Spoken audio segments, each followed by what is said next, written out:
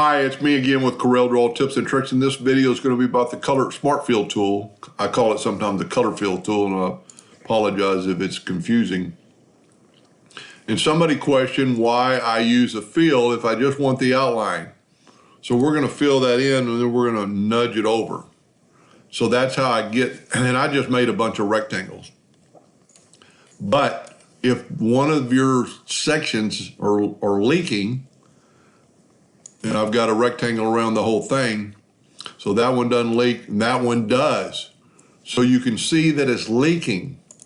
If we just have the Smart Fill with no fill and an outline of a hairline in red, we fill that. Well, let me get rid of that one. This would be the easiest way if you just want the outline. But if you go to here, it leaked, so it filled up the whole box. And you can't, I can tell it because the handles became the whole box now. So let's just back up here.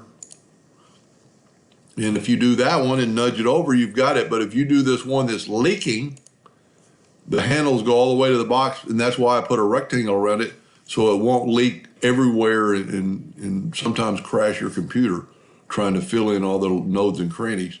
So that's why I use a fill in black, and you could do an outline and then it would save you some time. So let's get rid of these. So you could do that. You could take the Smart Fill tool and fill that one in, move it over, and then all you have to do is left click, get rid of the fill.